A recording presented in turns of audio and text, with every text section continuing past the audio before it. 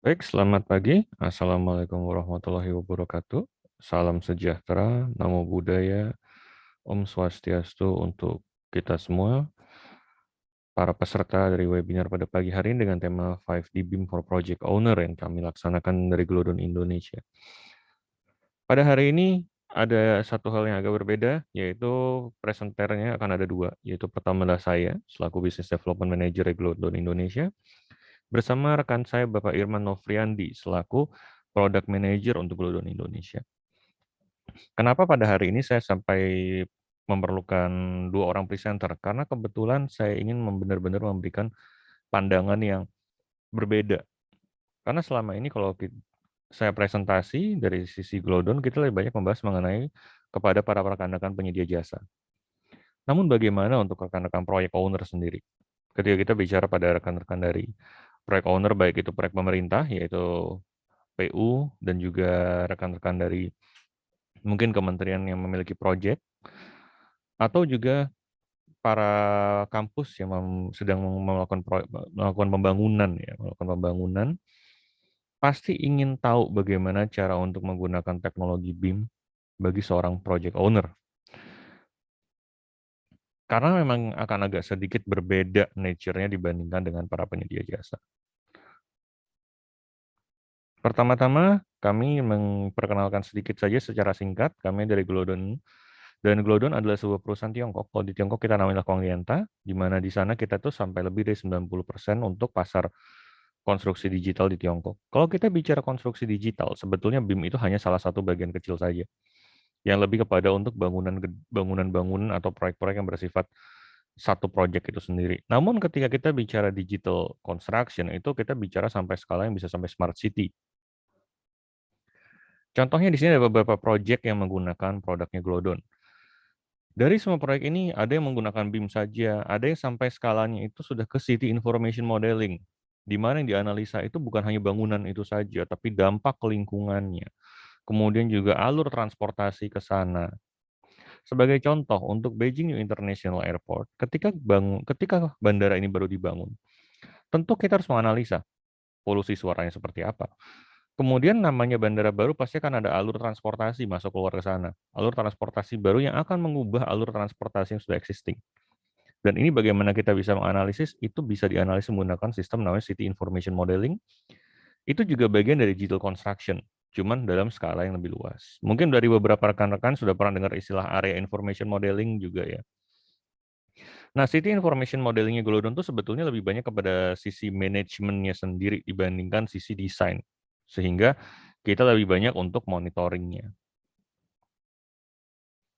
Kalau kita melihat di sini juga sebetulnya kita bisa melihat ya, untuk teknologi konstruksi, untuk digital building itu sebetulnya BIM itu lebih banyak dimanfaatkan untuk proyek-proyek yang bersifat bangunan kompleks. Misalnya di sini kita bisa lihat ada menara CCTV yang kayak orang lagi duduk.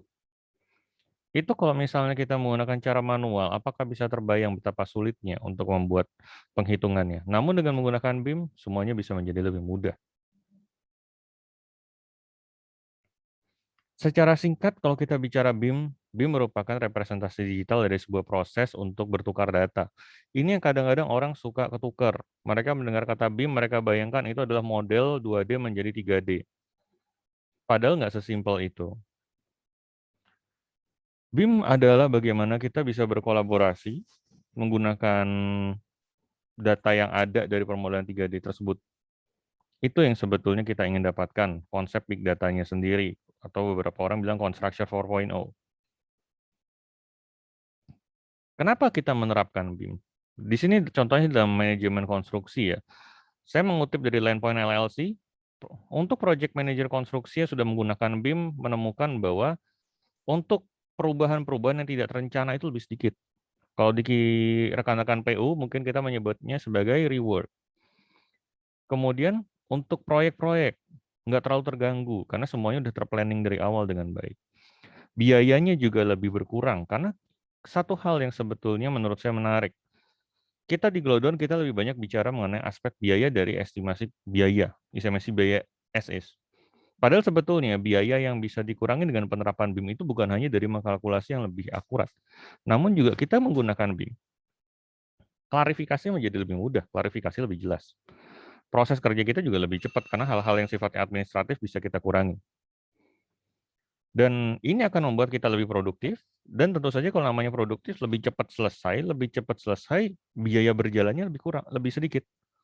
Jadi variable cost dari proyek ini sendiri bisa kita kurangi.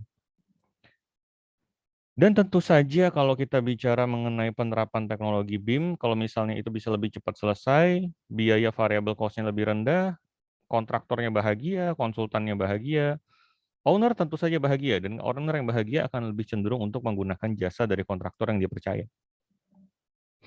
Sehingga akan terjadi repeat order dan kerjasama yang baik. Dan berikutnya saya kutip juga dari Dodge Data and Analytics, 43 dari kontraktor yang disurvei untuk menggunakan BIM, mereka merasa proyeknya itu lebih gampang untuk berkomunikasi. Karena itu sebetulnya esensi dari BIM itu sendiri. BIM itu bukan software, BIM itu adalah sebuah cara kita bekerja, cara kita berpikir. Untuk kita itu bisa tukar-tukaran data, kita bisa berkolaborasi untuk membuat konstruksi yang lebih baik. Nah, dimensi BIM itu sendiri ada beberapa. Di sini kita bisa melihat, kalau di tanah air kita sudah mendengar ya, semenjak adanya peraturan pemerintah 16/2021 sudah ada 8D kita bahas.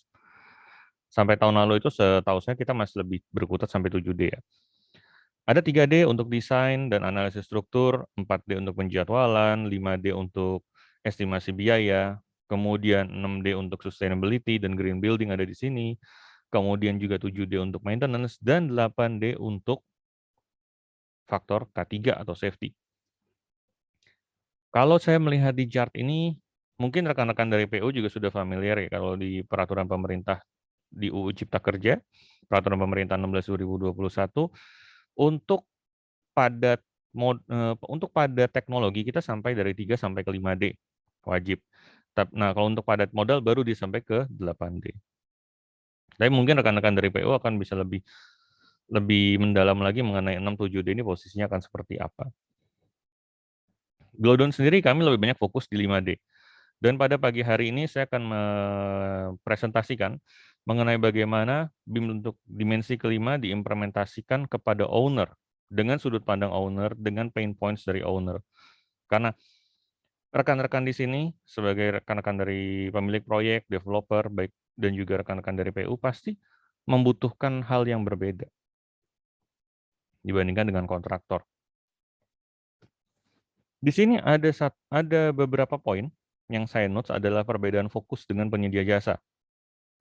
Sebagai seorang owner, kita tuh sebetulnya cuma fokus sama 3 hal. Checking, monitoring, serta evaluasi. Kita mau ngecek ini sudah benar atau belum. Kita mau monitor proyeknya berjalan sesuai rencana atau tidak. Terakhir adalah kita mau mengevaluasi apakah sudah sesuai dengan yang kita rencanakan, dan jika tidak sesuai, maka apa yang harus kita sesuaikan ke depannya supaya proyek-proyek kita ke depannya bisa berjalan lebih baik. Nah, kendala di lapangan adalah pertama, proyeknya banyak, kedua, jumlah tenaga PPK-nya terbatas untuk PU ya. Mungkin kalau di developer, mungkin orang-orang dari tim estimatornya atau juga rekan-rekan dari QS di developer itu juga seringkali terbatas. Orangnya 1 atau 2, proyeknya bisa 5.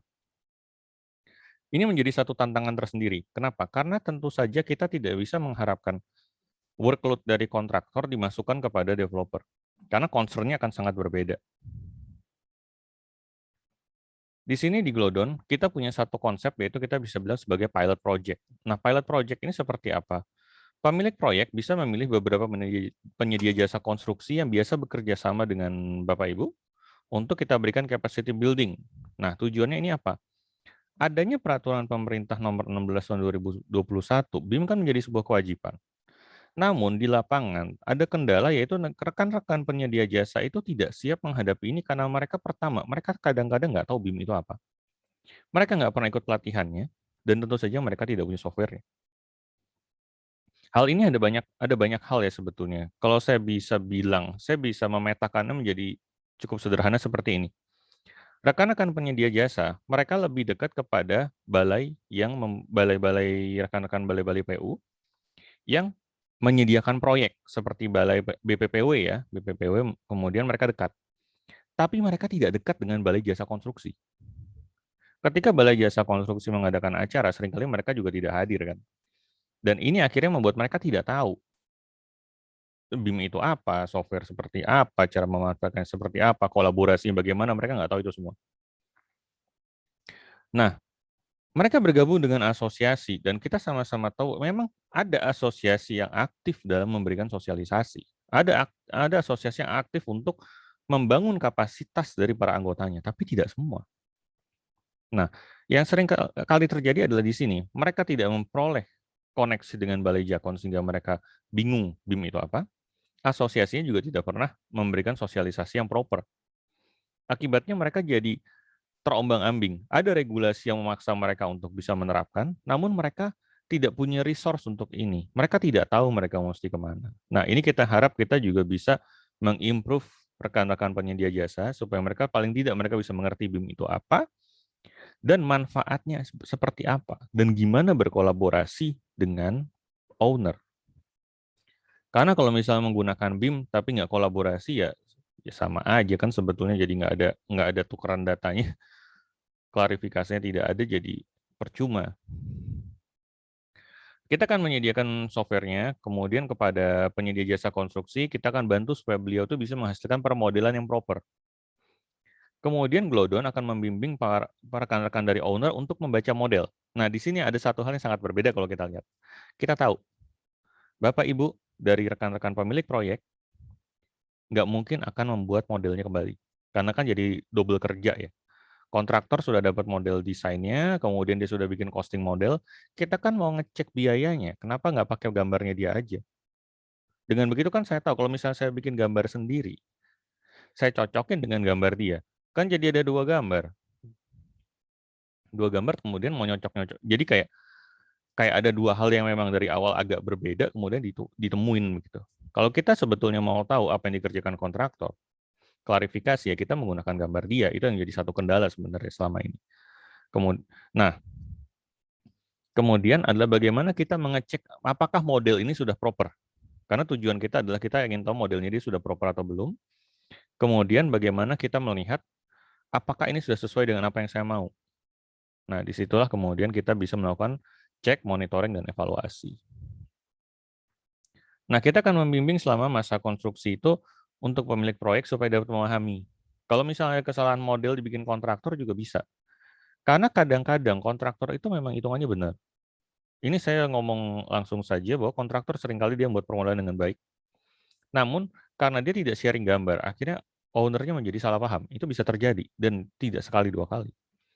Namun bisa jadi si kontraktor juga membuat kesalahan dalam permodelan, yang akhirnya menjadi konflik di belakang. Dan ini yang kita harapkan bisa dikurangin. Karena BIM kan kita harapkan untuk membuat konstruksi menjadi lebih efektif, lebih efisien. Ya, kalau misalnya masih banyak ribut-ribut karena tidak bisa share data kan sayang juga.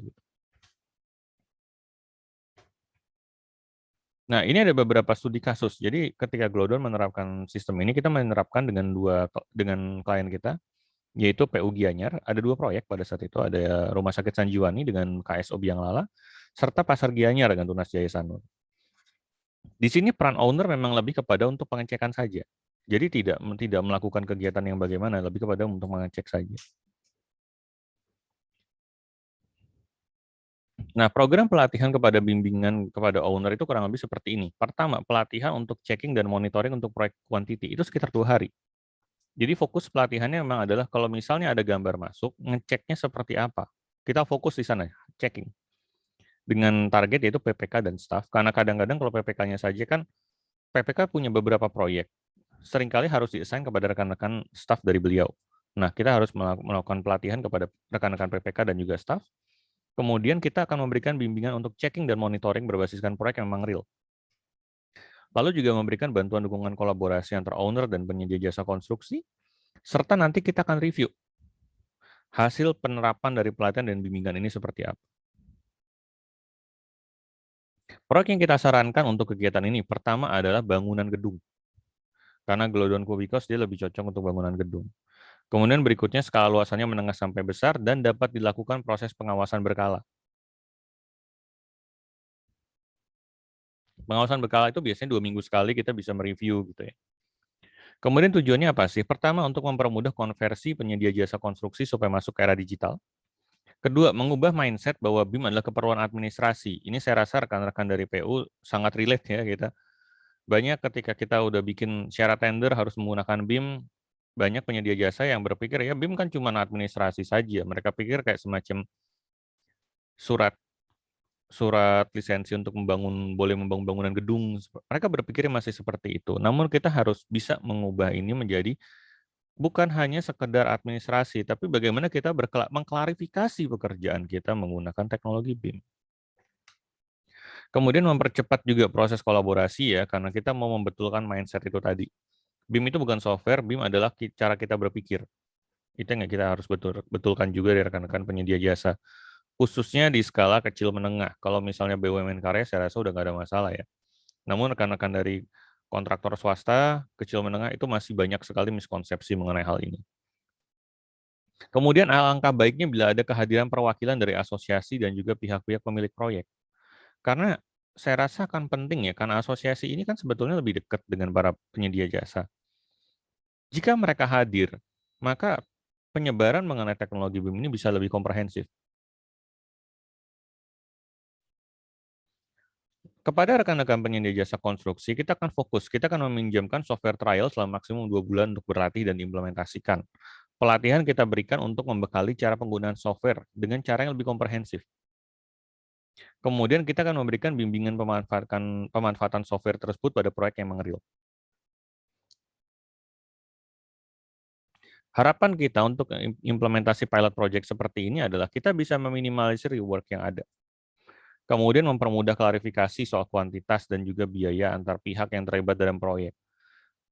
Karena kalau klarifikasi menggunakan BIM itu sebetulnya lebih enak, lebih cepat. Kalau misalnya ditanyain ini angkanya dari mana, kita bisa tunjukin gambarnya kan.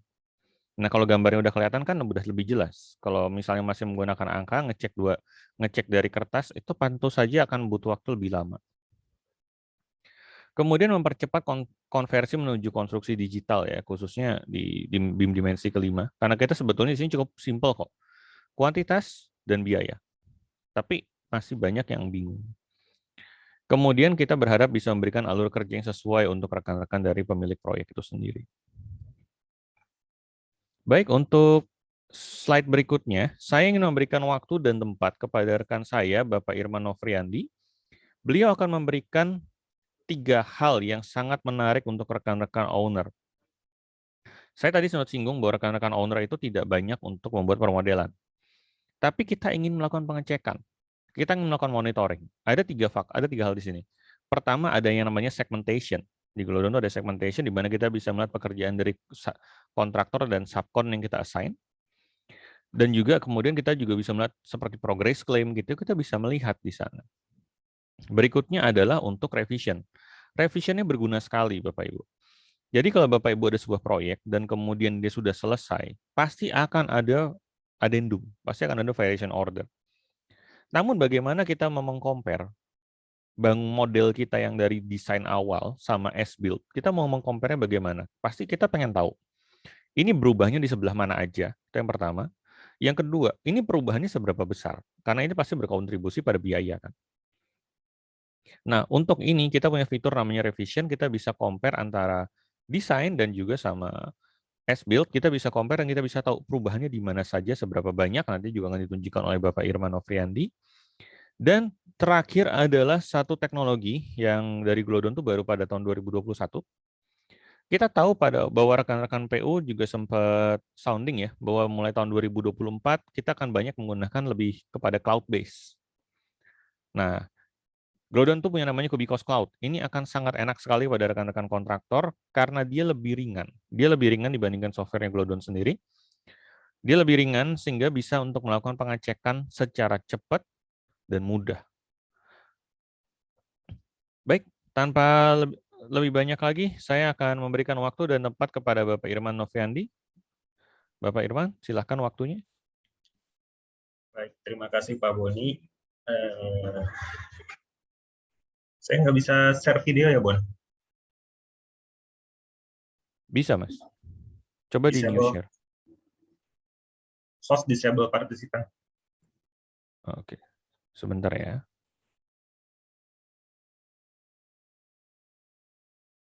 Oke, sudah Mas. Di end screen share dulu.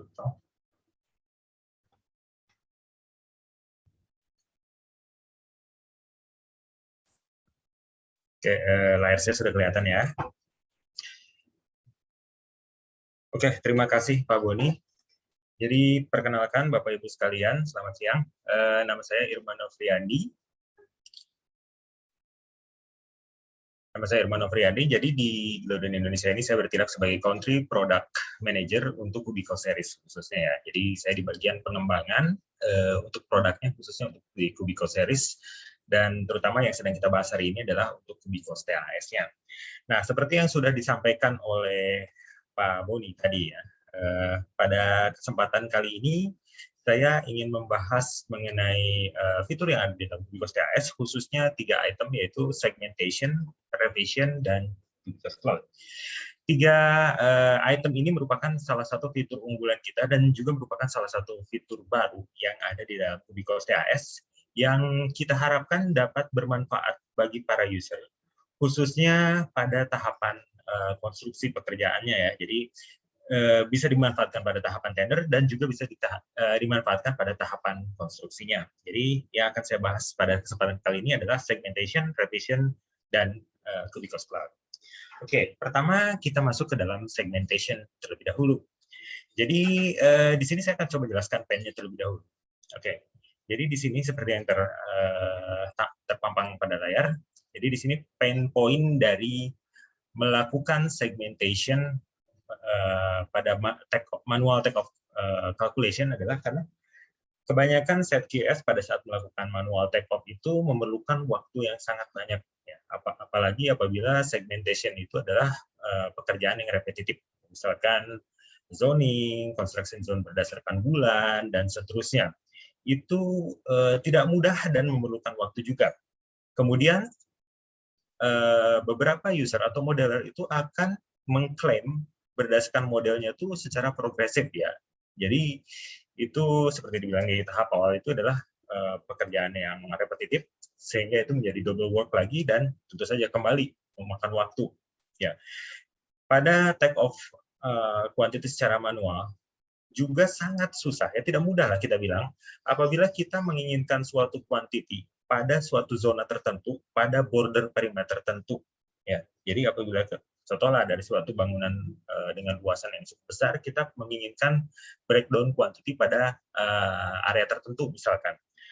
Nah, dengan manual take off mungkin bisa dilakukan, tapi memang agak susah untuk melakukannya karena kita perlu melakukan perimeter dulu, pembatasan area mana yang perlu kita batasi sebagai area yang akan kita hitung kuantitinya. Nah, kemudian kita perlu memotong kuantitinya apabila kuantitinya sudah kita hitung per satu luas lantai itu. Kita perlu memotong kuantiti berdasarkan border perimeter tadi. Nah, berapa panjang yang ada di dalam area tersebut, kita kurangi dari kuantitinya dan seterusnya. Jadi user itu harus breakdown dari floor quantity dan calculate lagi dari awal dengan area yang dibatasi itu tersebut saja, di mana hal tersebut cukup rumit ya, complicated, dan juga kembali memakan waktu juga. Nah, itulah kira-kira pain point dari melakukan segmentation pada manual take off quantity ya. Nah, bagaimana cara kita melakukan segmentation itu? Nah, jadi di sini akan saya jelaskan. Jadi sebenarnya apa sih fungsi segmentation di dalam Kubico TAS ini? Seperti dijelaskan tadi, segmentation ini adalah sebuah elemen baru, sebuah fitur baru yang ada di dalam Kubico TAS yang dapat digunakan untuk membagi model, untuk mengekstrak quantity dari model secara parsial. Ya. Jadi nggak keseluruhan. Kalau secara keseluruhan kita bisa gunakan floor quantity. Tapi apabila kita memerlukan kuantitinya sebagian, kita bisa menggunakan parsial modelnya. Dan juga di dalam segmentation ini kita sediakan 4 jenis sub-elemen untuk beberapa skenario. Contohnya construction zone, subcontracting, progress claim, ataupun custom. Custom ya sesuai kebutuhan dari user. Jadi dari model yang ada di bagian bawah kita bisa lihat ini ada sebuah bangunan mid-rise dengan area tertentu ya, yang warna merah dan warna biru. Di sini dikatakan di breakdown berdasarkan progress claim 1 dan progress claim 2, di mana di progress claim 1 dan progress claim 2-nya itu terdapat indikator quantitative volume, formwork untuk kolom, beam, wall, dan slab untuk area yang ada ditandai saja. Jadi hanya pada area yang ditandai saja. Kuantitinya akan didapatkan secara mudah, secara simultan sekaligus. Ya, dan di situ diperhatikan ada 2 progress claim, di mana kedua progress claim itu saling beririsan. Nah, irisan antara progress claim ini di segmentation ini dapat kita diferensiasi dengan mudah sehingga tidak muncul namanya quantity double. Karena di dalam segmentation function ini kita ada fungsi untuk mengurangi entity yang sudah dihitung oleh segmentation sebelumnya. Jadi tidak akan muncul double quantity pada segmentation ini. Oke. Masalah apa yang bisa di-solve oleh si fungsi segmentation ini? Ya, jadi kalau secara skenario matrix, matriks pekerjaan konstruksi, jadi di tender construction stage, antara tender construction stage mungkin kita akan muncul namanya construction zone dan subcontracting. Construction zone biasanya digunakan untuk membagi ya, konstruksi skala besar ke dalam section-section kecil ya untuk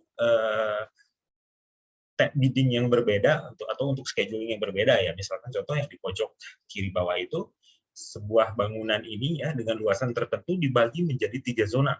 Ya, mungkin yang zona 1 dikerjakan terlebih dahulu, baru zona 2, baru terakhir di zona 3-nya. Nah, ini dapat kita lakukan pembagiannya dalam Kubikos TAS. Kemudian bisa juga untuk subcontracting. Ya, ketika kita memiliki proyek dengan luas seperti ini dan kita ingin outsource-kan pekerjaan kita kepada subkontraktor, nah kita melakukan pembagian seperti ini. Ya, misalkan ini adalah subkontraktor yang mengerjakan strukturnya, subkontraktor yang mengerjakan arsitekturnya, subkontraktor yang mengerjakan eksterior finish-nya, dan seterusnya. Nah, pada saat kita membagi pekerjaan ini ke outsource ke dalam subkontraktor ini, dengan luasan pekerjaan yang banyak ini, kita perlu membaginya ke dalam section-section sesuai kebutuhan atau dari tujuan dari si subkontraktornya ini. Apakah untuk struktur, finishing, untuk wall finish-nya doang, lain kali barangkali, dan seterusnya. Ini kita bisa solve juga. Kemudian, ada juga, kalau kita sudah masuk dalam tahapan konstruksi, kita perlu yang namanya progress claim. Nah, pada saat tahapan konstruksi ini, banyak PQ yang sudah dibuat, dan kemudian setelah pekerjaannya selesai, pekerjaan sudah selesai ini, kemudian akan kita tagihkan. Nah, area yang akan kita tagihkan ini dapat kita simulasikan di dalam segmentation ini. Atau skenario-nya kalau kita melakukan pekerjaan konstruksi secara manual, misalkan mungkin teman-teman familiar dengan istilah ya progress claim, misalkan ada subkon atau mandor finishing, misalkan dia sudah mengerjakan suatu area tertentu, kemudian dia melakukan penagihan ke main atau ke owner-nya. Praktek lapangannya biasanya dia akan mencetak gambar kerjanya, ya shop drawing-nya itu di kertas A4 atau A3, kemudian dia akan stabiloi, akan dia tandai area yang sudah dia kerjakan, ya. Kemudian dia akan membuat kalkulasinya di Excel biasanya ya, hitungan berdasarkan yang dia kerjakan. Jadi menurut asumsi dia yang dia hitung itu kira-kira seperti ini. Jadi yang dia sediakan itu adalah gambar kerja yang ditandai dengan stabilo itu atau marker yang lain, kemudian rekapan kuantiti yang dia hitung. Nah, kita bisa melakukan hal seperti itu tanpa perlu manual seperti itu. Kita tidak perlu melakukan marking di shop drawing-nya dan lain-lain. Kita lakukan markingnya secara digital di dalam Kubikos TAS ini, dan otomatis kuantitinya kita bisa langsung kalkulate tanpa perlu kita menyiapkan lagi menggunakan spreadsheet seperti Excel itu hitungannya dari mana. Dan kuantiti yang kita hasilkan jelas benar-benar net, ya, karena sudah mengurangi pengurangan dan yang lainnya. Ya, ini adalah problem-problem yang bisa diatasi oleh si fungsi segmentation ini. Ya, di sini saya sebutkan tadi ada fungsinya adalah construction zone, ada subcontract, ada progress claim juga, dan ada satu lagi custom, di mana custom ini skenario-nya bisa disesuaikan dengan keinginan si usernya. Kayak contoh di gambar bagian bawah itu adalah pembagian berdasarkan progress claim-nya ya, yang di sebelah kiri itu hanya untuk mengerjakan beam slab-nya, kolomnya, dan seterusnya. Yang sebelah kanannya ini adalah pembagian berdasarkan subkontraktornya mengerjakan apa ya, mengerjakan pakai, wall, slab, dan seterusnya. Oke, saya ulangi lagi kembali ya. Jadi si segmentation ini merupakan sebuah jenis elemen baru yang dapat digunakan untuk membagi model dalam rangka untuk mengekstrak kuantiti secara parsial, di mana si segmentation ini memiliki 4 fungsi, yaitu sesuai kebutuhan skenario-nya, yaitu construction zone, subcontracting, progress claim, dan custom. Calculation scope-nya apa? Calculation scope-nya kita bisa pilih, kita bisa custom. Apakah semua area yang di dalam yang kita marking itu, atau elemen tertentu saja, misalkan strukturnya saja, finishingnya saja, dan seterusnya. Dan bagaimana cara kita melakukan pembagiannya? Kita cukup dengan melakukan draw parameternya di dalam si Kubikos TAS-nya. Jadi bagaimana untuk mempergunakan segmentation ini? Inilah kira-kira workflow-nya kira-kira seperti ini. Pertama, kita memilih segmentation apa yang kita butuhkan sesuai dengan keperluan yang user butuhkan. Misalkan berdasarkan zonasinya, berdasarkan pembagian subkontraktor atau outsource-nya, atau berdasarkan waktu penagihan progresnya, atau berdasarkan indikator lain menggunakan fungsi custom. Kemudian kita tentukan skop perhitungannya apa saja. Apakah seluruh elemen entity yang ada di dalam model itu, baik itu struktur, arsitektur, finishing-nya, dan lain-lainnya, atau elemen tertentu. Strukturnya saja, finishing-nya saja, kolomnya saja, kolom tipe tertentu saja, dan lain-lain. Setelah kita menentukan jenis segmentation dan calculation scope-nya, kemudian kita melakukan penggambaran segmentation-nya pada model. Contoh yang ada di gambar di bawah ini, suatu area luasan area seperti ini dibagi berdasarkan progress claim. Yang kiri adalah progress claim pada bulan Juli, yang kuning adalah progress claim di bulan berikutnya di bulan Agustus, dan yang ungu adalah progress claim di bulan terakhir, bulan September, di mana kita separate berdasarkan bulan, misalkan segmentation-nya itu seperti ini. Nah, setelah kita tentukan jenis segmentation-nya, kita tentukan calculation scope, apa yang kita hitungnya, dan kita gambarkan juga pada modelnya batasan border perimeternya dari segmentation ini. Kemudian kita juga bisa melakukan pengaturannya, settingnya, justifikasinya, apabila ternyata ada elemen yang kita salah marking, misalkan harusnya masuk ke dalam segmentation di construction zone lain, tapi kita masuknya ke yang ini. Kita bisa atur secara manual menggunakan set associated segmentation jika diperlukan. Dan terakhir, kita calculate dan kita lihat hasilnya pada view quantity dan juga pada view expression. Contoh, di sini terlihat di view quantity ini classification condition-nya dibagi atas 3 progress claim yang dari bulan Juli, Agustus, September, di lantai mana, berdasarkan info material lain, dan kemudian didapat volume dan luas backcasting-nya. Di situ dikatakan bahwa progress claim yang ditagih pada bulan Juli, volumenya 327, yang di Agustus 292, dan yang di September adalah sisanya, hanya 63, dari total 683,567 meter kubik, volume beton dari luasan area tadi. Ya, demikian juga didapat dari luas backcasting-nya juga. Nah, ini ada contoh video bagaimana melakukan segmentation dari sebuah model yang sudah kita punya. Ya, model kita punya ini bisa berasal dari gambar langsung di dalam Kubikos TAS-nya melalui modul draw, identifikasi gambar PDF atau DWG menggunakan fungsi identify, atau apabila teman-teman berasal punya gambar soft drawing-nya dari Revit atau dari IFC, itu bisa dimasukkan juga, dan modelnya telah ada muncul di generate di dalam Kubikos TAS ini, bisa kita lanjutkan ke dalam segmentation. Oke, saya akan putar videonya. Oke, di sini ada sebuah bangunan luas seperti ini. Saya masuk ke dalam tab draw, ya pastikan di segmentation list. Di sini ada 4 jenis segmentation, pilih yang diperlukan sesuai kebutuhan user. Oke, misalkan saya akan membagi di sini adalah berdasarkan construction zone. Masukkan calculation scope-nya. Di sini saya akan memasukkan semua calculation scope-nya ya. Nah, kemudian di sini akan saya namai, ya. Kemudian saya gambar. Oke, misalkan yang wing sebelah barat ini akan saya border, ya, misalkan akan saya batasi, misalkan yang sayap gedung sebelah barat ini tuh sebagai zona 1. Oke, kemudian saya tambahkan zona berikutnya, calculation scope-nya sama, semua. Saya ganti namanya menjadi zona 2. Saya ganti warnanya untuk membedakan dengan zona yang setelah saya buat tadi. Kemudian saya gambar perimeternya. Jadi yang hanya dilakukan di sini hanya menggambar perimeternya saja. Contoh di sini akan saya batasi adalah bangunan utama bagian bawah ini. Oke, saya batasi.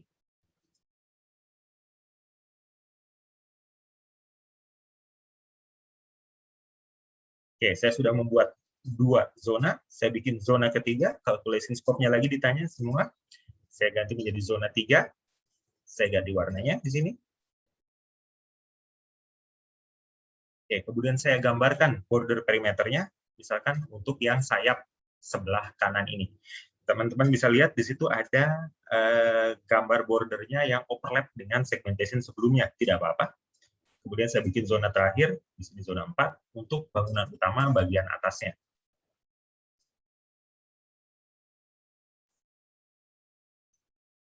Central line-nya, ya di situ mengenai segmentation sebelumnya, tidak apa-apa.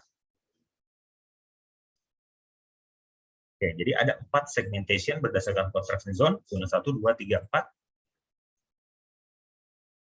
Oke. Nah, apabila teman-teman setelah melakukan border perimeter seperti ini, kita tinggal calculate saja. Calculate. Oke, saya hitung ini di lantai 1, kebetulan saya hitung quantity di lantai 1 ini.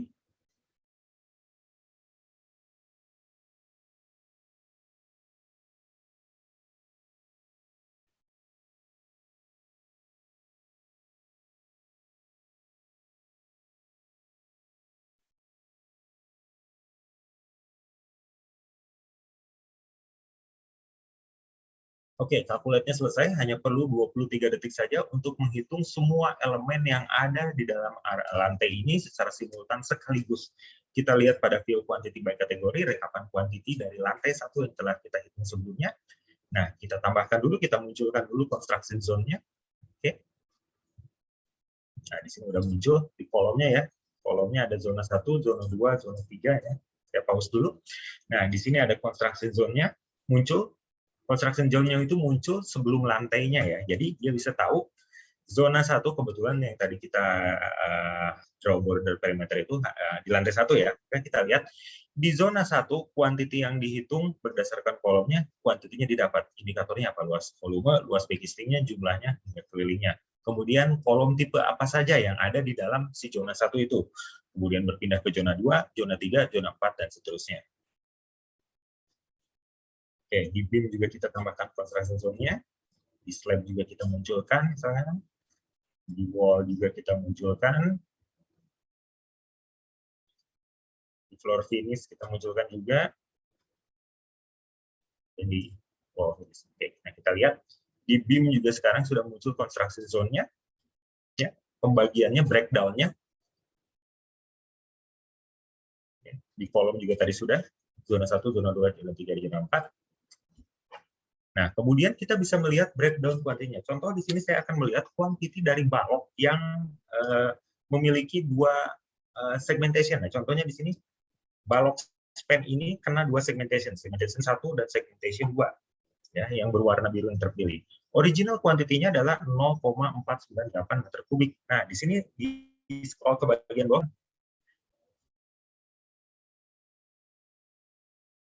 di scroll ke bagian bawah kelihatan si balok yang kita pilih yang berwarna biru ini yang kena segmentation pertama. Segmentation pertama ini adalah yang warna pink di sebelah kiri ini.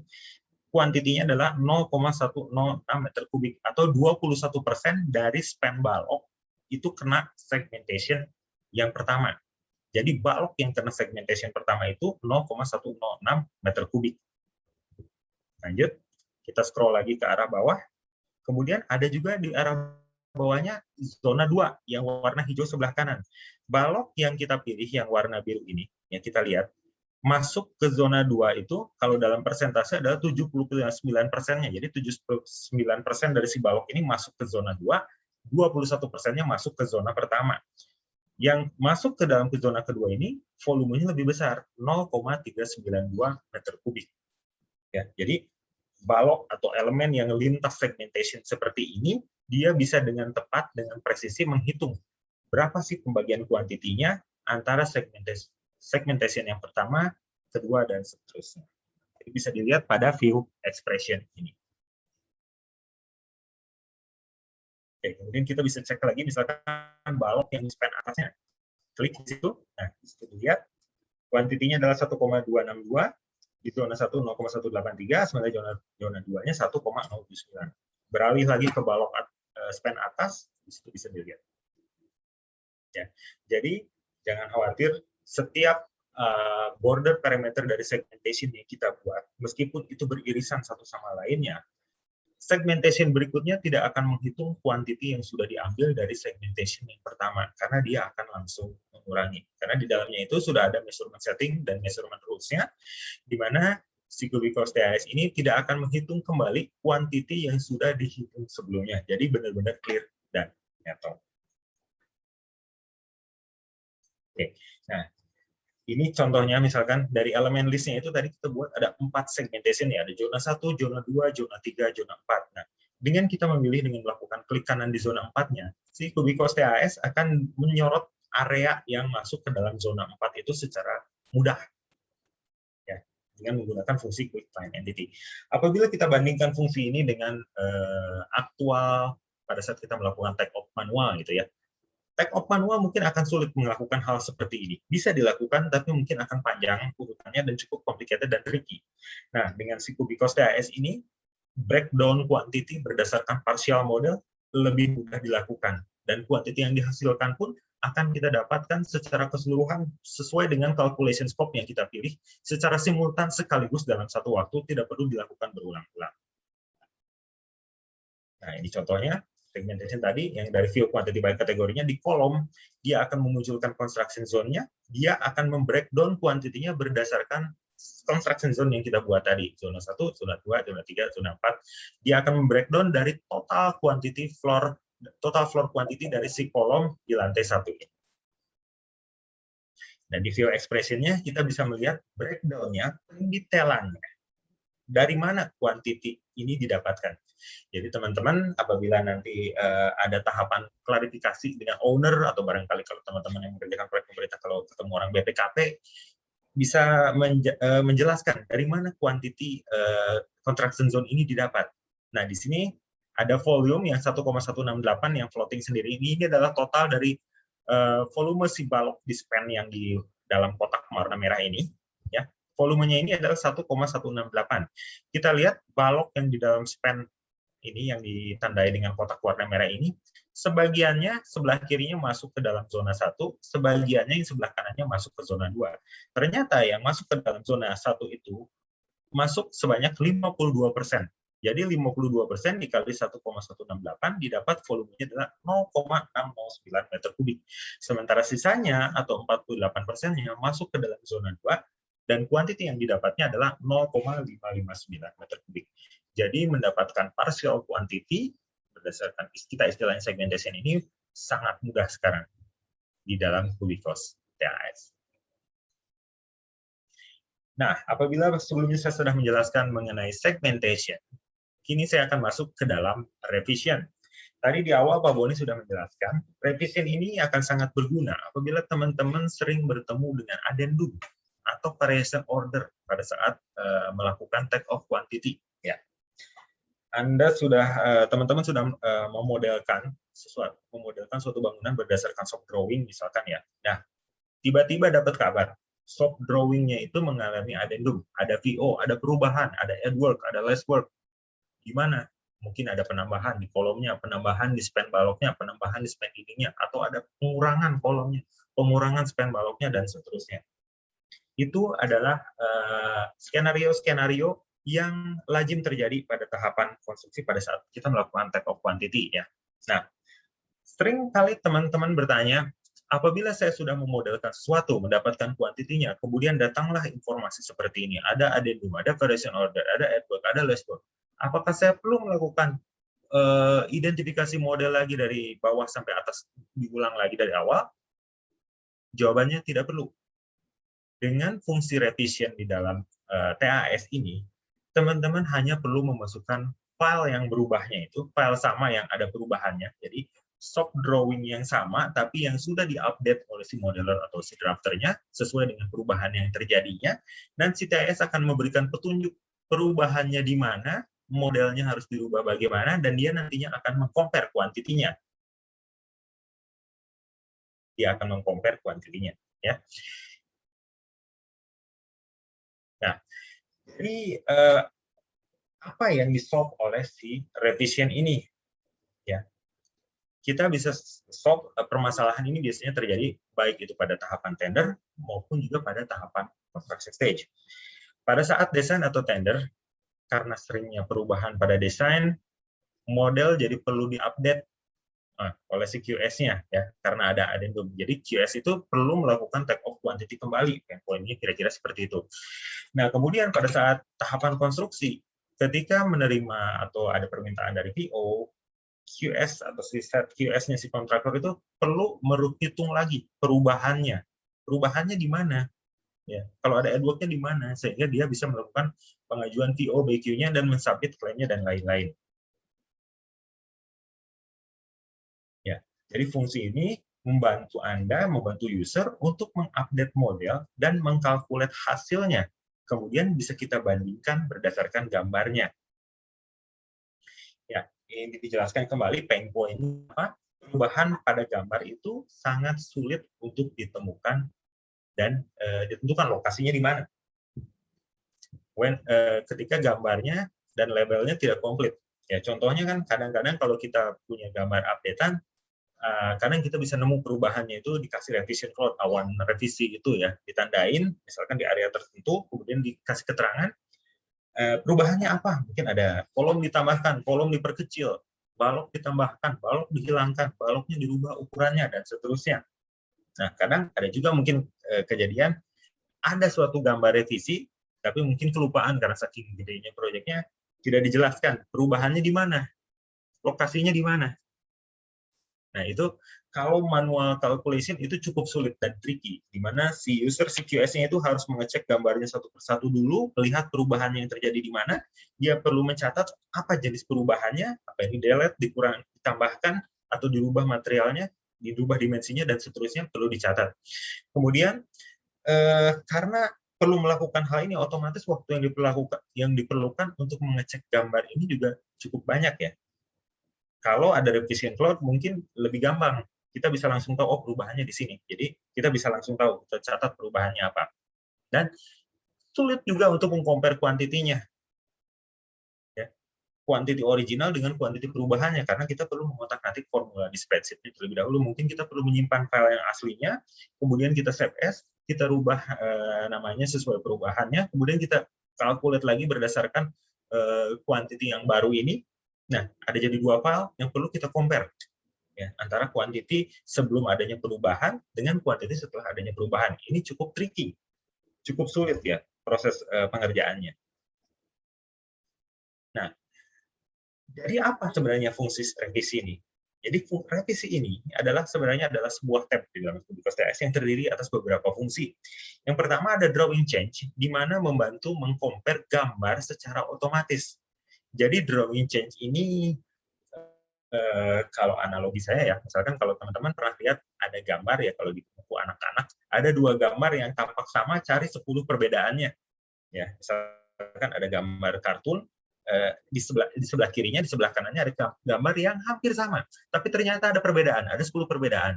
Teman-teman harus cari perbedaannya di mana-mana. Jadi analoginya kira-kira seperti permainan anak-anak seperti itu.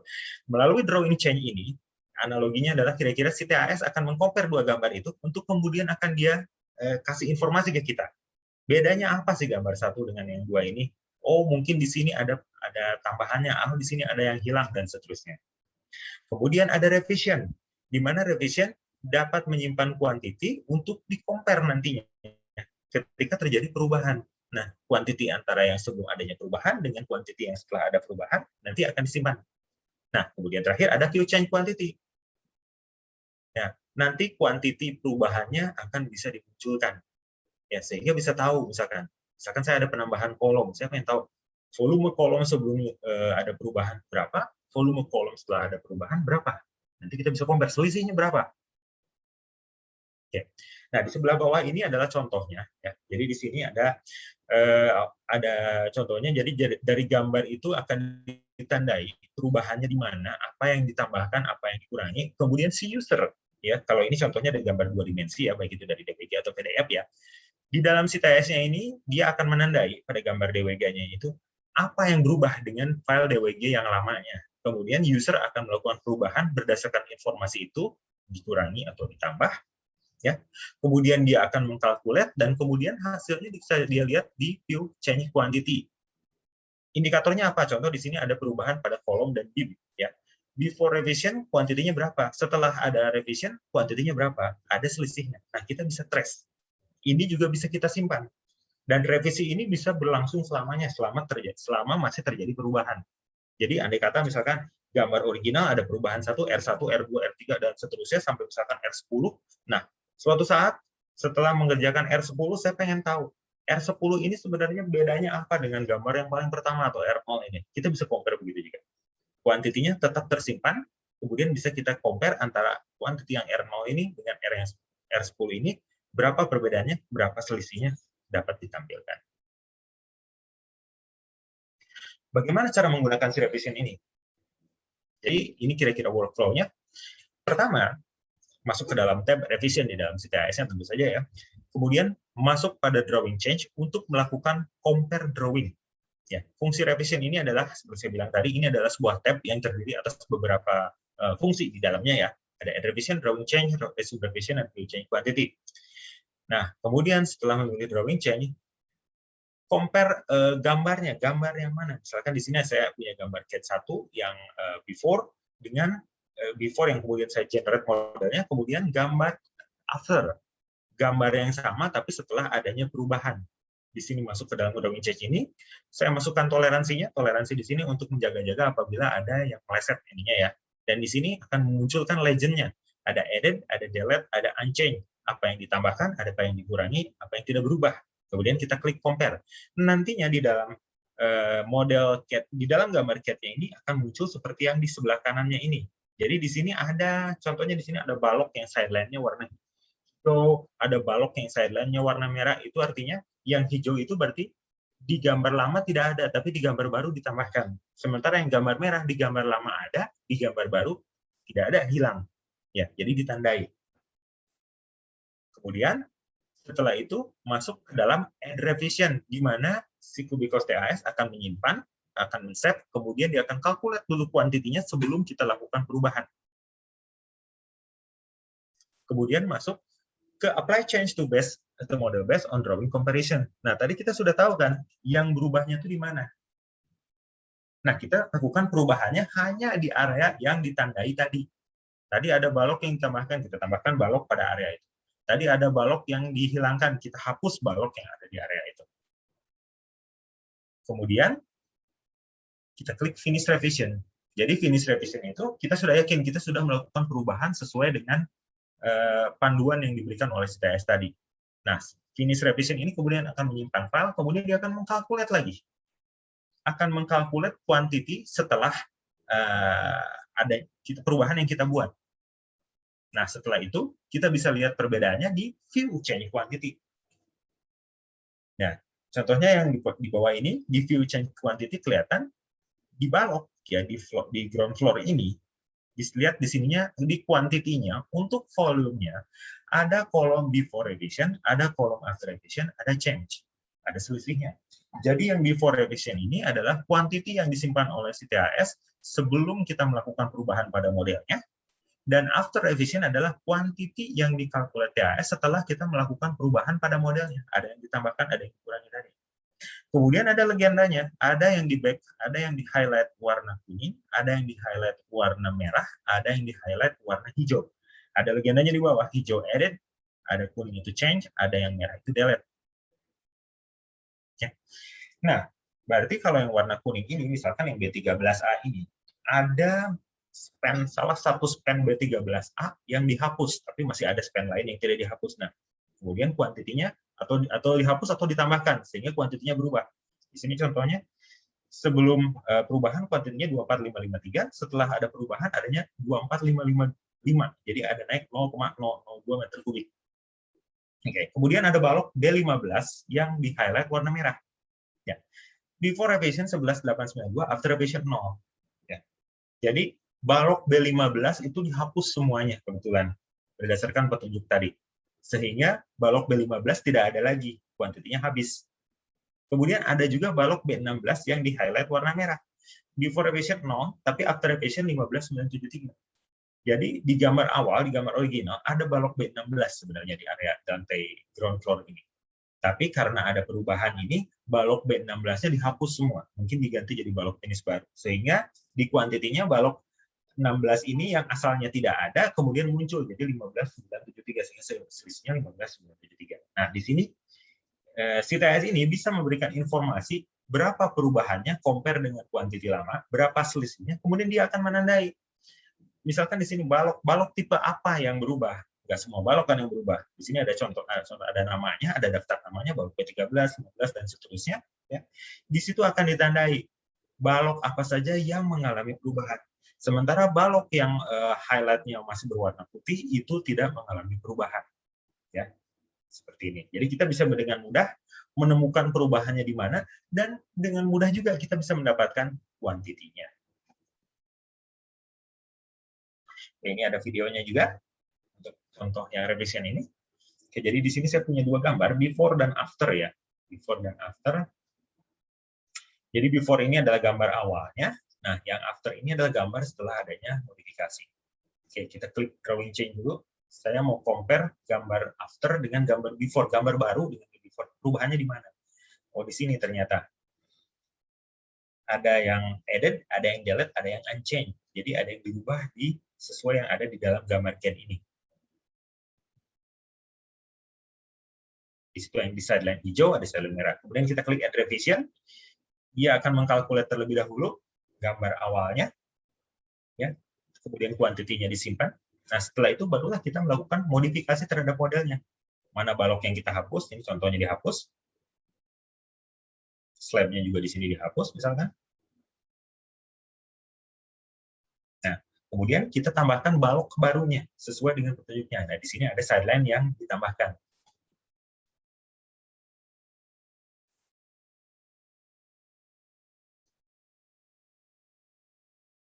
Oke, setelah selesai, kita bisa klik finish revision karena kita yakin perubahannya udah kita lakukan. Kemudian dia akan calculate untuk mengkalkulate model barunya ini. Setelah kalkulatnya selesai, kita bisa lihat rekapan kuantitinya di view change quantity.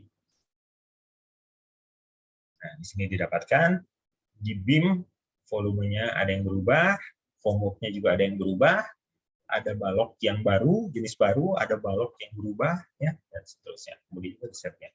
Nah, kemudian model yang ditambahkan nanti akan ada keterangannya. Ya. Setiap model baru yang kita tambahkan, kita bisa tandai. Dia akan otomatis ditandai ref 1 seperti ini. Jadi kalau pas revisi pertama model itu ditambahkan, bakal ada keterangan ref 1. Di revisi ke-10 baru ditambahkan, dia akan ada keterangan ref 10. Jadi, sementara model original, dia tidak akan ada tanda ini. Ya, nanti kita bisa trace ke modelnya. Model ini ditambahkan pada tahapan mana? Dari tahapan original, pada revisi tertentu, dan lain-lain, kita bisa cek melalui fungsi find entity. Karena selain kita meng-compare kuantitinya, entity-nya pun di-marking di dalam Cubicos DAS-nya. Oke, kalau tadi dari gambar 2 dimensi, kemudian kita punya solusinya juga kalau gambarnya dari 3 dimensi. Dalam hal ini kalau file yang berasal dari Revit. Ya. Oke, jadi di sini akan dicontohkan kita akan mengimpor file dari Revit terlebih dahulu ya. Ini kita akan mengimpor file originalnya. Oke, masuk ke floor setting-nya, masukin filenya, kemudian masukin floor setting-nya. Kemudian masuk ke dalam elemen settingnya, kita bisa lihat elemen yang dibuat di dalam Revit-nya apa, kemudian akan diimpor ke dalam TS seperti apa. Oke. Nah, kira-kira modelnya setelah masuk seperti ini, review-nya nah setelah masuk ke dalam Cubicos kira-kira seperti ini. Elemen struktur, arsitektur, finishing-nya sudah masuk ke dalam Cubicos TS.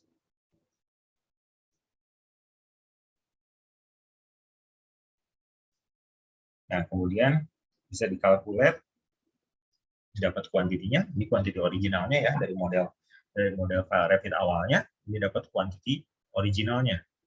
Oke, kemudian dapat info bahwa ada perubahan pada Revit-nya, kemudian modeler atau drafter si Revit-nya ini akan mengirim kepada user QS ini file yang sudah diupdate-nya. Oke, saya percepat di sini. Oke, contohnya di sini sebelum dimasukkan model barunya, dia akan masukkan dulu ke dalam BQ-nya. Contoh di sini, dia udah memasukkan kuantitinya. Oke, kuantitinya kira-kira seperti ini, 1606 di kuantiti awalnya. Ya. Nah, kemudian masuk ke dalam fungsi Revit Change. Di sini kita masukkan gambar terbarunya yang sudah diupdate-nya. Contohnya yang file R1 ini, kita compare. Nah, di sini Pertama, si PAS akan memberikan tabel RVT change seperti ini. Dia akan menunjukkan dari sekian banyak elemen yang ada di model itu, di elemen mana saja terjadi perubahannya. Oke, untuk contoh ini, perubahannya hanya terjadi pada kolom dan wall-nya saja. Jadi ada yang dirubah di kolom dan di dindingnya saja. Oke, di sini bisa dilihat apa yang barunya, kolom jenis apa, wall jenis apa, dan seterusnya. Nah, kemudian setelah diklik OK, akan muncul ke modelnya dan akan muncul floating window RVT change seperti ini. Jadi dia ada legendanya juga, mana yang ditambahkan, mana yang dihapus, mana yang berubah. Kita bisa lihat pada modelnya. Di modelnya di marking, ditandai. Oh, ini kolom baru, ini dinding baru, ini dinding dihapus, ini dinding dirubah dimensinya, ini kolom dirubah dimensinya. Dengan legenda seperti ini. Hijau itu ditambahkan, merah itu dikurangi, kuning terdapat perubahan. Bedanya dengan yang dua dimensi dari DWG PDF yang tadi, apabila kita sudah tahu perubahannya di mana, kita perlu melakukan perubahannya secara manual. Jadi kita perlu menambahkan menggunakan garis atau hapus. Yang rapid change ini tidak perlu. Ya, kita cukup menggunakan fungsi accept change yang ada di dalam floating RVT change ini.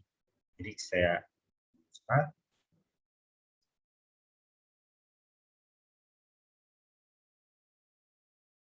Oke, ini setelah di accept change, jadi semua modelnya masuk, calculate lagi. Oke, calculate-nya selesai. Nah, kita bisa lihat sekarang, tadi kuantitinya kebetulan sudah dihubungkan ke BQ salah satunya. Nah, di sini kita bisa lihat, ada baseline quantity dan calculate quantity-nya. Baseline quantity-nya ini adalah quantity yang awal tadi. Dan calculate quantity-nya ini adalah quantity setelah ada perubahan model tadi. Ya, jadi SriKubicosDAS ini bisa mengidentifikasi baik dari gambar 2 dimensi PDF ataupun DWG maupun dari gambar 3 dimensi dari file Revit, khusus file Revit, perubahan terjadi di mana saja. Ya. Kemudian dia akan memberikan instruksi. Instruksinya itu kalau yang 2 dimensi PDF DWG, dia akan menandai sideline si elemennya, mana yang perlu ditambahkan, mana yang perlu dihapus. Ya. Sehingga nanti usernya tinggal menambahkan atau menghapus sesuai panduan itu. Sementara kalau yang berasal dari 3D Revit, cukup klik tombol accept change, si modelnya akan berubah secara otomatis tanpa perlu kita melakukan penambahan secara manual.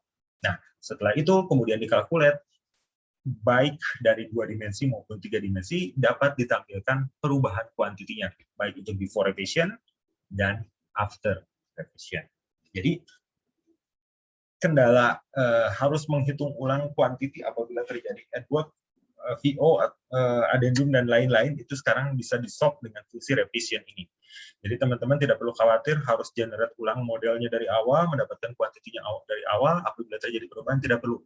Hanya cukup masukkan gambar perubahannya saja, gambar di mana terjadi perubahannya saja, nanti akan di-compare di dalam KubicosDAS. Setelah kita terima perubahannya, baik secara manual, secara otomatis, nanti kuantitinya akan dihasilkan dan dapat dibandingkan hasilnya, baik before revision dan after revision. Oke. Setelah sebelumnya saya membahas mengenai segmentation ya, dan revision, kemudian terakhir saya akan membahas mengenai Kubicos Cloud. Ya, jadi Kubicos Cloud ini sudah mulai ada di dalam KubicosDAS ini sejak tahun versi 2020. Ya, officialnya launching pada awal tahun 2021 ini.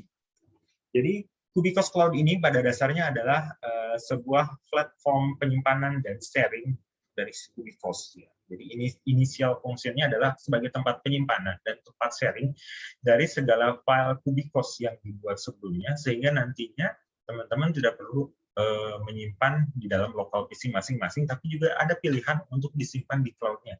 Sehingga apabila suatu saat kita perlu membukanya di file yang di komputer yang berbeda, kita bisa lebih mudah. Ya, atau apabila kita perlu share ke pihak lain yang memiliki Kubicos, itu lebih mudah, ataupun pihak lain yang tidak memiliki Kubicos itu menjadi lebih mudah. Ya, karena sekarang pihak lain yang nggak memiliki Kubicos pun bisa dengan mudah membuka file ini di browser tentunya ya. Nah, si Kubicos Cloud ini tersedia bagi semua user yang memiliki Kubicos dan mendapatkan kuota 20 GB space ya, di Kubicos Cloud-nya ya untuk corporate account-nya. Setiap corporate account akan mendapatkan 20 GB space kuota di Kubicos Cloud.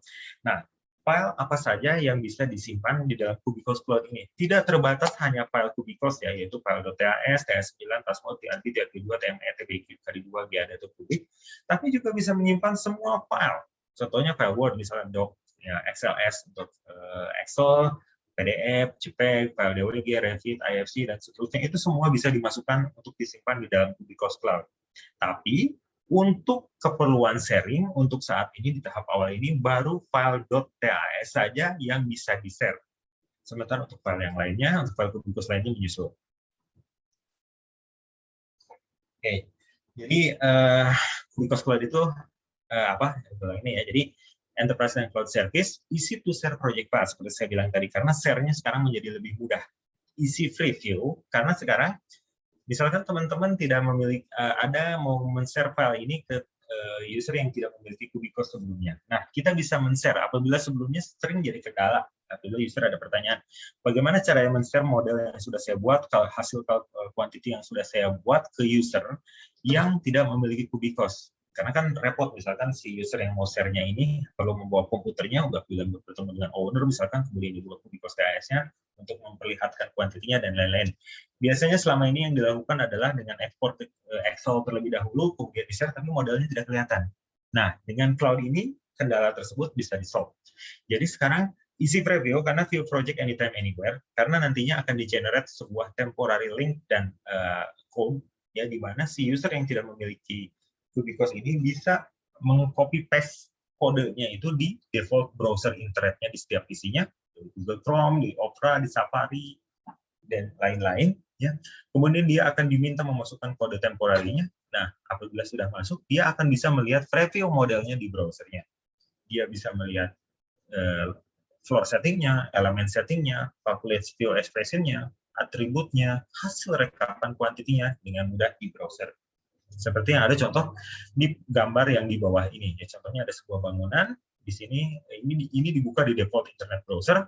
Di situ bisa kelihatan zone floor settingnya, kemudian elemen yang ada di model ini elemen apa saja, kemudian ada expression. Di sini kelihatan ada balok yang dipilih, itu kuantitinya apa saja dan didapat dari mana.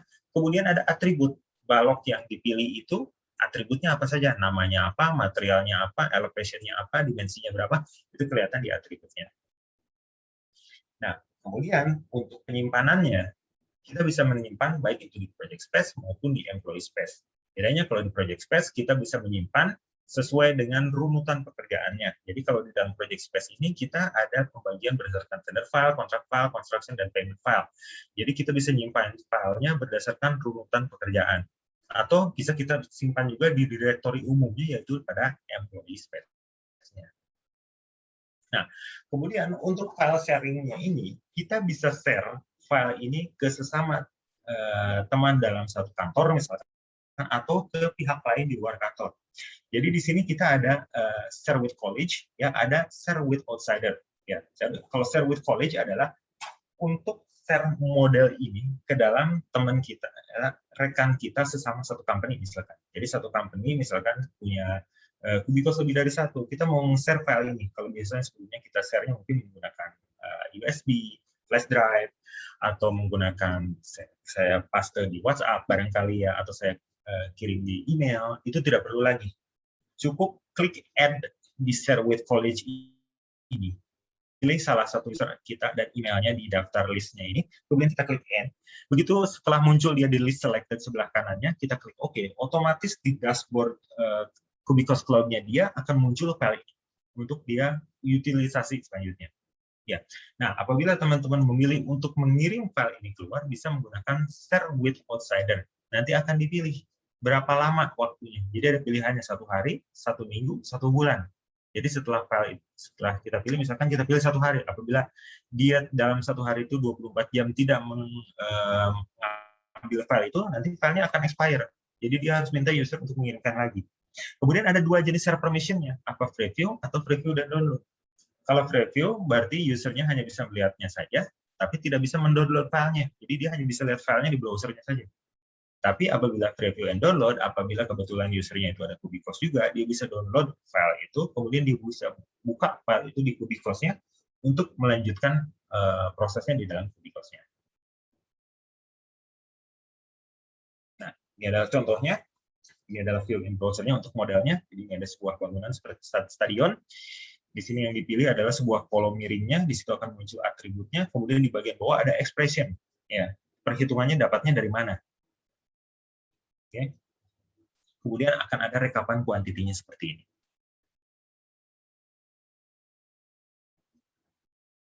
Ya. Jadi apabila usernya sebelum dia upload file modelnya ini ke dalam si Kubicles Cloud, maka kuantitinya pun akan ikut terbawa ke dalam si Kubicles Cloud-nya. Sehingga orang yang di-share link-nya ini dapat melihat hasil perhitungan kuantitinya juga. Kemudian tentu saja di sini ada tombol markup dan komennya, live checking dan komennya. Sehingga apabila user yang di-share modelnya oleh kita, kemudian dia periksa filenya dan dia ngasih catatan, misalkan oh, area ini salah, area ini ngaco, dia bisa tandain menggunakan revisi cloud. Kemudian dia masukkan komentarnya, begitu dia klik OK, otomatis komentar yang dia buat akan muncul notifikasinya di dashboard si user yang nge-share file ini. Dan apabila user mengklik 2 kali komentar itu, dia akan modelnya akan langsung refer ke model yang mana, di area yang mana, terus komentarnya apa. Menggunakan live checking dan komen ini. Ini ada videonya juga untuk yang Kubicles Cloud ini. Jadi ini ada sebuah model yang sudah selesai. Kita klik upload, ya kebetulan di TS-nya ada tombol upload. Nah, akan disimpan di mana? Di Kubicles Cloud, di Enterprise Cache, kemudian di bagian Employee Space-nya. Kita klik save. Tunggu hingga proses save-nya ini selesai ya. Nah, di situ akan ada tandanya, jadi itu tandanya sedang diproses ke dalam, sedang diupload ke dalam Kubicles Cloud-nya. Dan di bagian bawahnya ada indikator yang bergerak sedikit demi sedikit, itu adalah progres dari si progres dari uploadnya. Saya percepat. Nah, apabila selesai nanti ada notifikasi seperti ini, upload sukses, ya. Nah, apabila upload sukses ini, kita bisa lihat sekarang di Kubicles Cloud-nya. Klik pada tombol Kubicles Cloud-nya, dia akan membuka default browser internetnya. Kemudian dia akan refer ke halaman Kubicles Cloud-nya. Kita bisa lihat di Employee Space file yang kita upload tadi. Jadi file yang kita upload tadi ya namanya test21 ini. Jadi, dia akan muncul di list file di bagian Employee Space ini. Di situ bisa kita review project, bisa share, review, share, atau juga bisa download ataupun delete. Ya, apabila kita klik review project, dia akan membuka modelnya di dalam browser ini.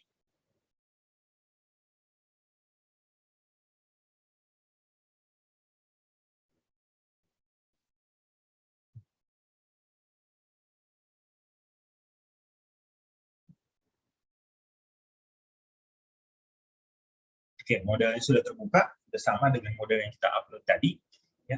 Kemudian bisa kita lihat floor settingnya di sini, daftar lantainya di sini. Oke.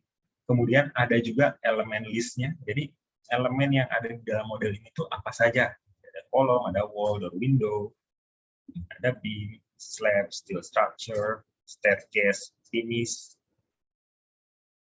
foundation, excavation, other, dan custom elemen dan quantity-nya. Jadi setiap elemen yang dimodelkan dari model itu jenisnya akan dimunculkan di sini. Elemen yang tidak ada tidak akan dimunculkan di sebelah kanan ada atribut editornya. Kemudian bisa kita zoom in, zoom out, bisa kita lihat dynamic view seperti ini, ya, bisa 3D view, tampak atas dan seterusnya.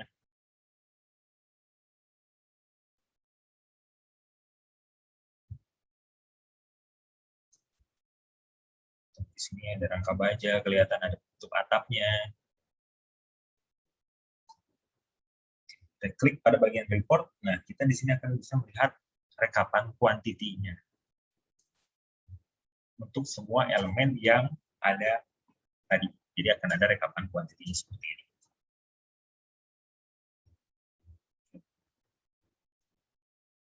Oke, kemudian kita bisa melihat ekspresinya, kita bisa klik salah satu, misalkan klik pada file ini, klik pada expression-nya, nah di situ akan didapatkan kuantitinya, termasuk forum kuantiti itu datangnya dari mana akan dijelaskan.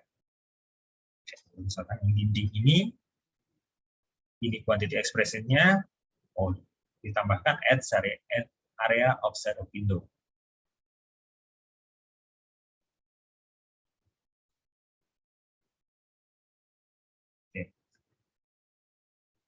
Ini kita bisa tandain juga si user yang mengeceknya, dikasih revisi cloud seperti ini misalkan, kemudian dikasih catatan, misalkan salah, klik OK.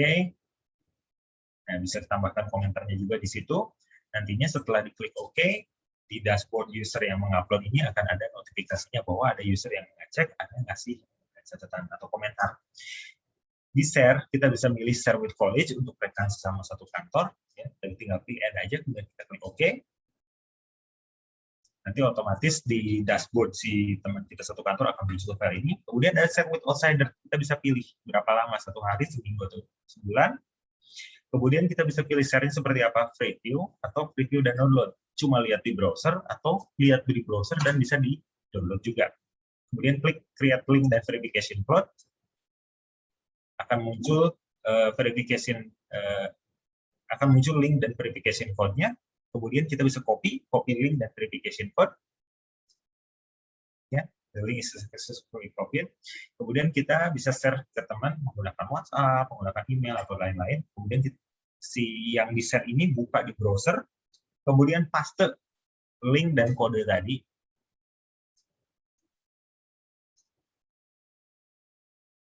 Saya masukin linknya, kodenya nanti pada saat ditanya, sudah masuk, dia akan meminta kodenya, masukkan verification code-nya, klik OK. Nah, dia akan ada 3 pilihan seperti ini. Apakah dia mau lihat modelnya terlebih dahulu menggunakan review, atau dia mau download filenya. Jadi sekarang share ke user atau ke teman tidak perlu menggunakan USB drive, email, atau pakai instant messaging seperti itu lagi, cukup menggunakan ini. Atau juga apabila kita ingin share ke user yang tidak memiliki Kubicos, sekarang lebih mudah. Karena cukup menggunakan share di Kubicos Cloud ini, otomatis user yang kita share ini bisa melihat modelnya dan rekapan kuantitinya di dalam browser internet mereka masing-masing.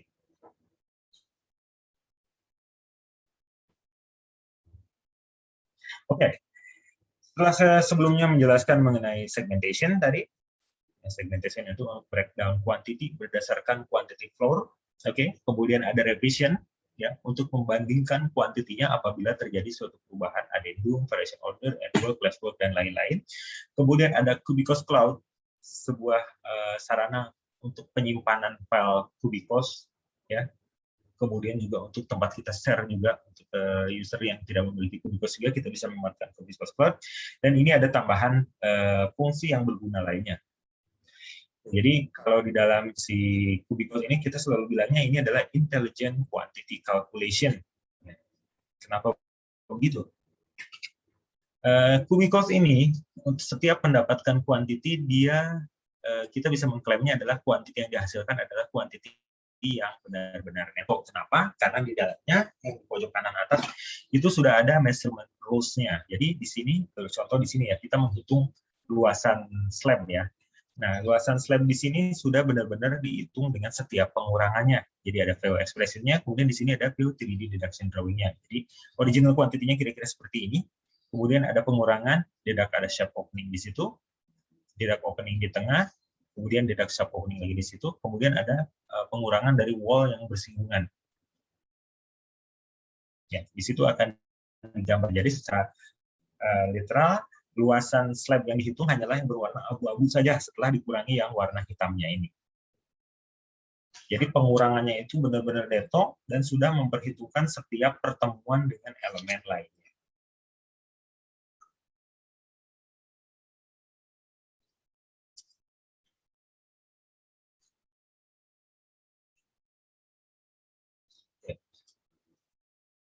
Contoh lainnya juga, dari hasil quantity yang sudah kita hitung dan kita lihat rekapnya di view quantity by kategori, kita bisa mengecek model individual elemen.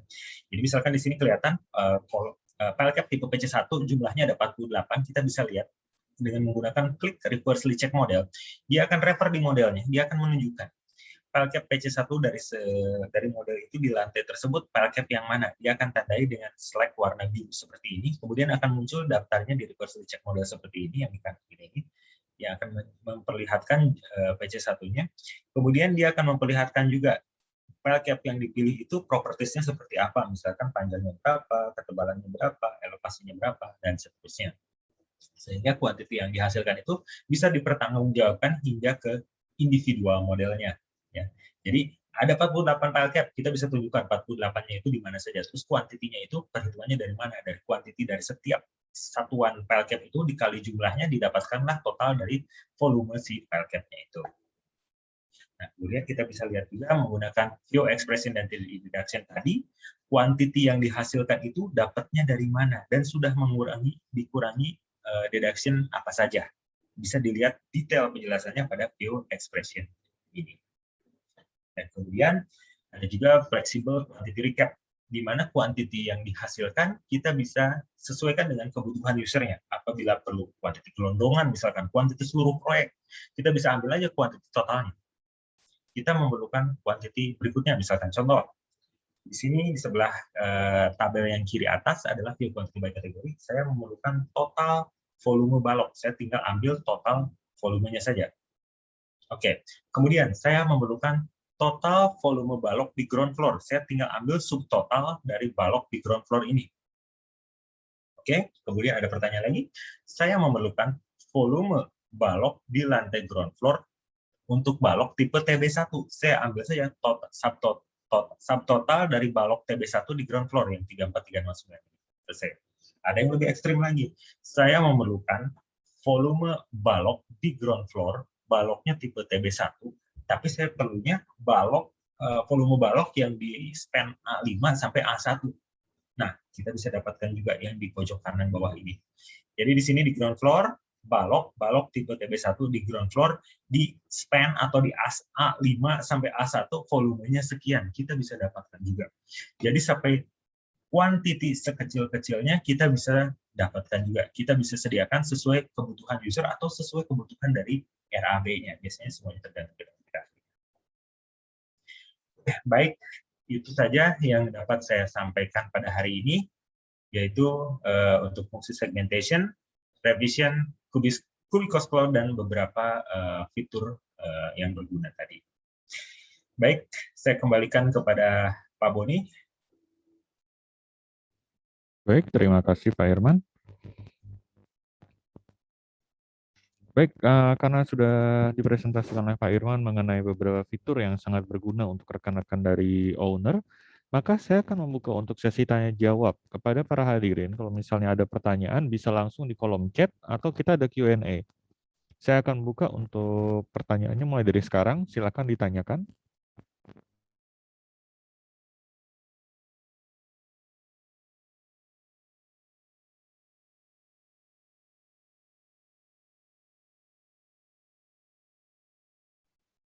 Mungkin akan perlu agak ada waktu, jadi saya akan buka selama 5 menit sampai jam 11.30 ya. Kalau ada pertanyaan atau Q&A, silakan ditanyakan di kolom pertanyaan ya Bapak Ibu.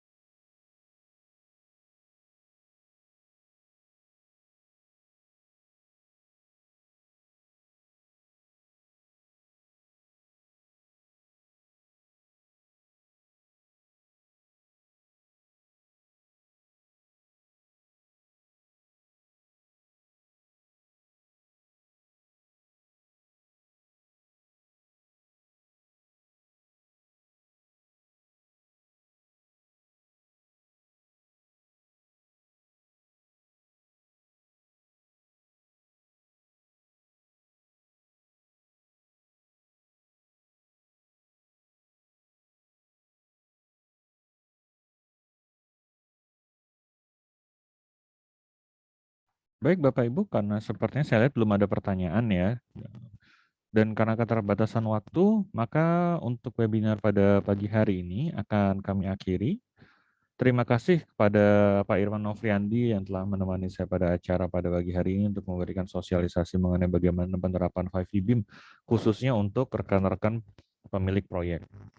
Untuk webinar ini nanti akan saya share juga di YouTube. Jadi kalau misalnya pada pagi hari ini agak ketinggalan, nanti bisa dilihat lagi awalnya seperti apa. Baik, oleh karena itu, mungkin dari Pak Irman ada 1-2 patah kata Pak sebelum saya tutup webinarnya. Kalau dari saya sih cukup, tapi saya harap sih ada penjelasan yang saya sampaikan, utamanya untuk fungsi segmentation, revision, dan Kubikos Cloud ini dapat berguna dan dapat dimanfaatkan oleh teman-teman sekalian. Baik, terima kasih Pak Irwan. Terima kasih atas waktunya kepada semua hadirin. Selamat pagi dan Waalaikumsalam warahmatullahi wabarakatuh. Saya izin untuk stop share dan mematikan Zoom-nya ya.